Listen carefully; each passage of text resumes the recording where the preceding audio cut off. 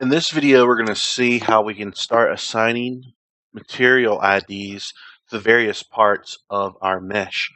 So make sure your 3Do box is open and easy to access and use, and plenty big enough, because we're going to be primarily working in 3Do for this video, as well as our context-sensitive 3Do or dDo menu. All right, so the first thing we need to know about the way 3Do works with dDo specifically is with a color ID map attached, a material ID map attached. We hold down the C key, we can see those color IDs applied to our mesh. And every angle, every every part of the model now has its color ID information. Pretty cool. So to select and assign a material ID, simply hold down the Shift key, now hold down the C key again, and left click a certain island with your mouse cursor. So I'm going to select purple for our cockpit. I'm going to look up glass, and I'm going to choose, you can view various icons and you get a nice image of what they may look like on a model. I'm going to choose plexiglass and create. Give it time to do its thing. It's updating multiple maps, multiple layers, and we get a very nice black canopy right there, which is awesome. All right, why don't we keep going and apply material to the brace around my mesh. So Shift, C, click on my brown mask right there, and I'm going to look for a synthetic material. Let's look up plastics. I know that doesn't make sense to have it on a plane like that. And you'll notice that with something like plastics or certain painted metals, certain objects, they'll come with a default color. Don't worry about the color now. Just look and see how light reflects off of it, what kind of rust and scratches and other kind of details are included with the mask. We can always go in and change the colors later. So I want this to be a very shiny, almost otherworldly looking synthetic material. So I'm going to pick something that's real shiny and, not too beat up. Let's select this red PVC plastic. All right, create. Now it's asking if you want to add this new material and currently inside the currently selected group. What that's asking is, with the plexiglass we just applied to our cockpit, right now we currently have one of the layers inside that plexiglass selected down here, and we're working with our plexiglass up here. So if this message ever pops up and you're trying to apply a new material, always select no, and it will apply the material, in its own layer. And so you can separate it out, and you can make sure that you get the right parts of your mesh identified with the correct colors. All right.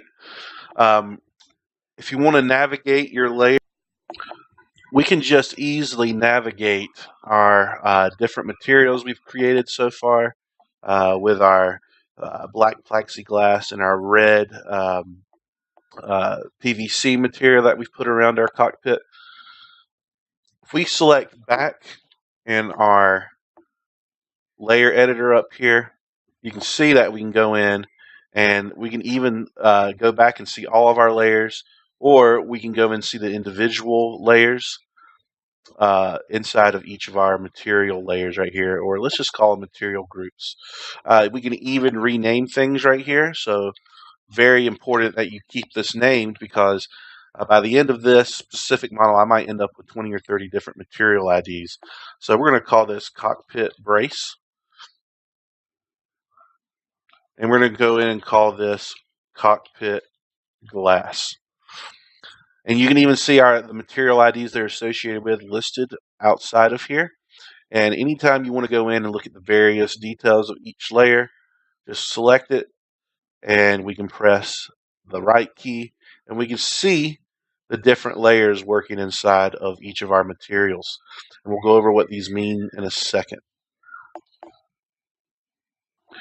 So if you want to go in and change the color of some of your materials you've created so far, make sure we can navigate backwards with our arrow key.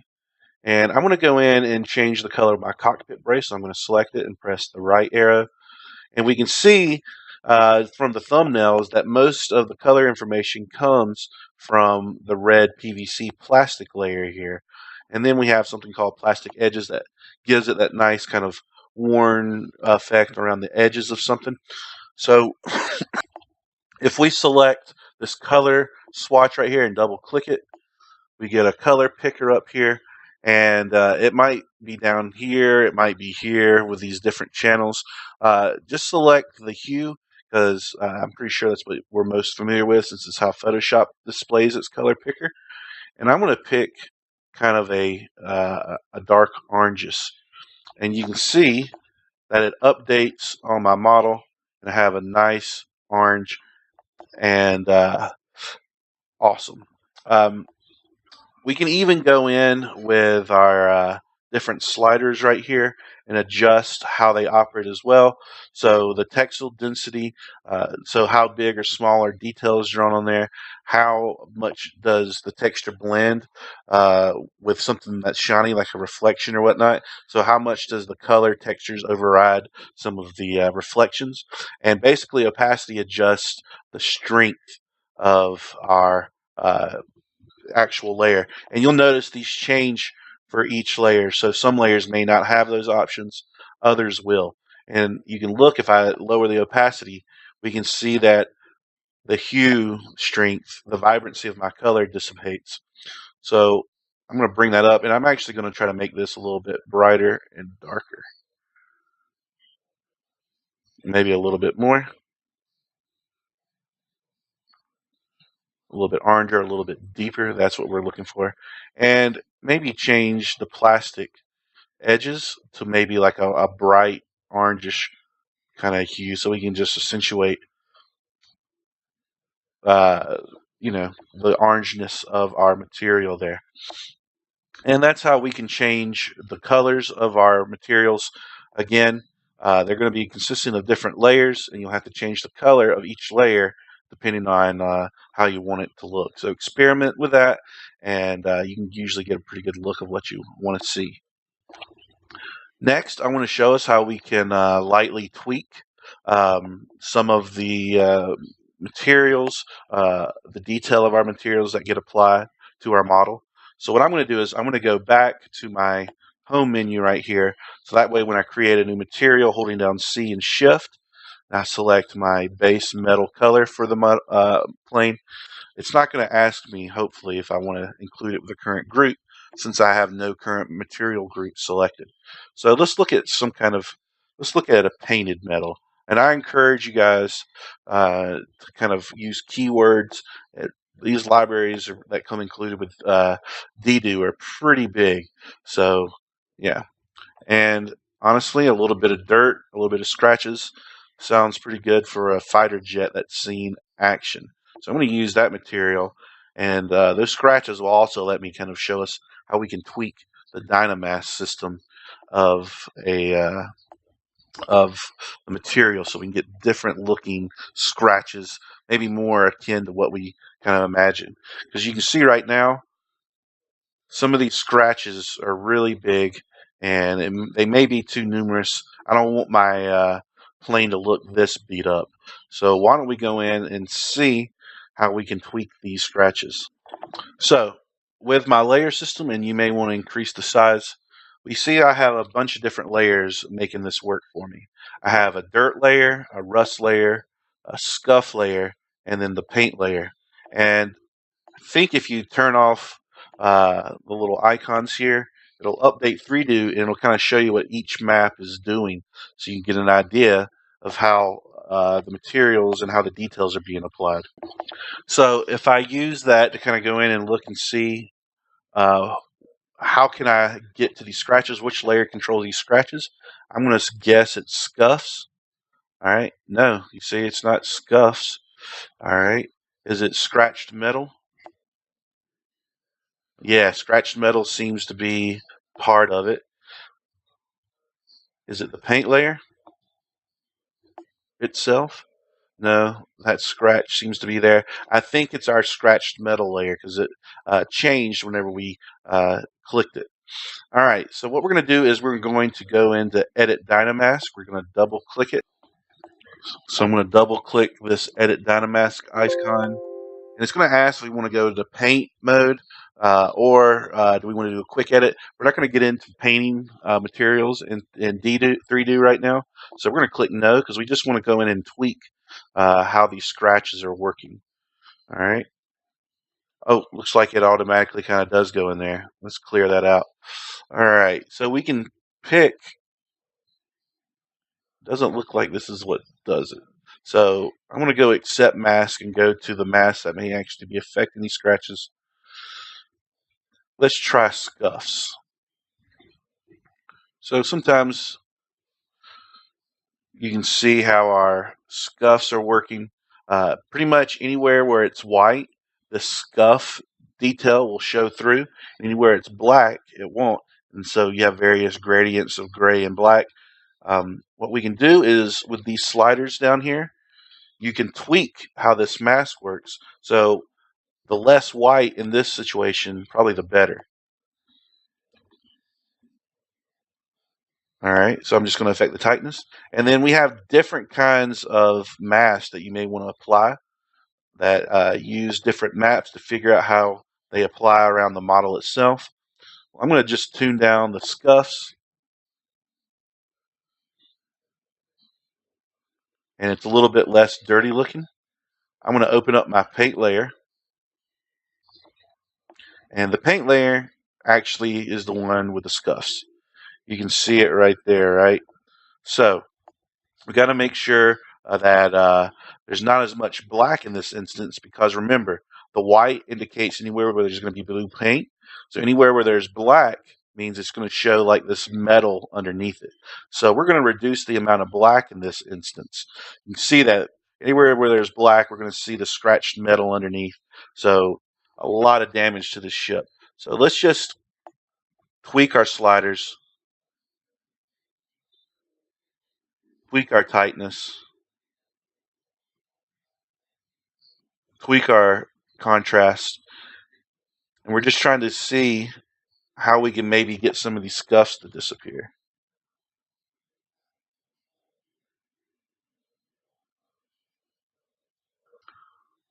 Okay, there we go. It looks like texture secondary is in charge of some of the bigger scratches. So I'm just going to kind of turn that almost all the way down. I don't want big scratches on this thing. And maybe if I turn down the texture first one, now that just creates more. So you kind of have to figure out and tweak and play with these maps to see exactly how they're working for us. And Curvature Map usually has some pretty big sweeping changes. Yeah, the Curvature Map will kind of detect the edges around your plane. And you can see the more it is, the higher it is, the more it detects the edges around your detail. It's even detecting our normal map edges. So something like that looks pretty good. And then let's see what tightness does in this instance. So too much tightness and not enough curvature completely gets rid of it. So maybe find a happy medium. We still want a little bit of scratchiness on this. You know, it does fly through space, so that's too much. So it's a lot of tweaking. And I think I'm gonna like the way this looks. All right. So let's accept mask and let's see what it does to our paint job for us. There we go. And that creates some weird noisy stuff down here.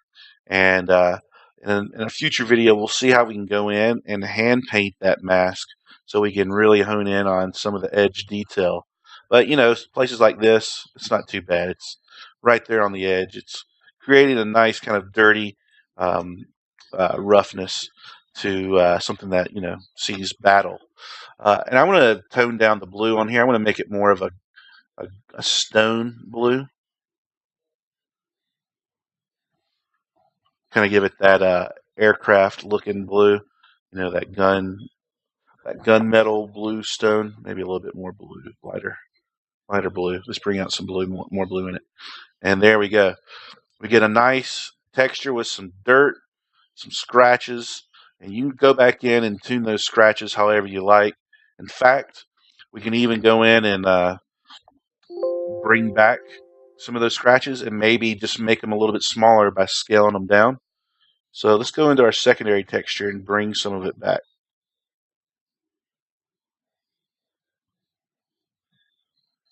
There we go. Oh,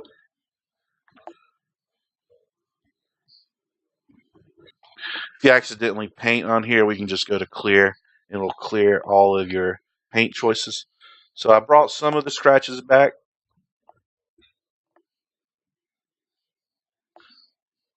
So you can see them right there. But remember, we have a mirrored mesh, so we're going to see mirrors. Why don't we see if we can scale some stuff down? There we go. It's getting some of the smaller scratches scaled down. And now that looks a little bit better. We can see more of the metal down there. And it makes a little bit more sense. And look at that. It's put a lot of dirt right here because I guess it senses the curvature of the mesh. And it just sees where it's going to collect a lot of dirt. So you can go in and we can fix that too. I think that might be rust. So why don't we go in and just tone that down a little bit. Yeah, you can see the rust patterns right there. So if we take down the texture, mess with the curvature, there we go. Maybe just a little bit of rust, but not too much. Maybe loosen the tightness. Nope, we need that tightness to choke up on it. There we go. Oh, too much tightness. So you can see I'm just tweaking this stuff to get it just completely right. Let's mess with my contrast to make that map even more, tighter and less detail. And there we go. It's a little bit cleaner around the corners of that plane. And of course, we can go back in and tweak these masks by hand. We'll learn how to do that in a future video. But for now, that does it pretty much for going in and putting some base textures on your model, tweaking their colors, tweaking some of the detail in those initial materials. It's the first step in creating, using some base materials and tweaking them so they look just perfect for our specific model. You never really want to just put base materials on something. That's the mark of somebody that doesn't really know what's going on too much. Industry looks for attention to detail in texturing like this, big time. All right. So between now and the next video, I'm going to go ahead and populate the rest of my color IDs. And so next video, you'll see this thing completely materialed out, and we'll continue our study with dDo texturing using 3Do to paint and mask things. Thanks.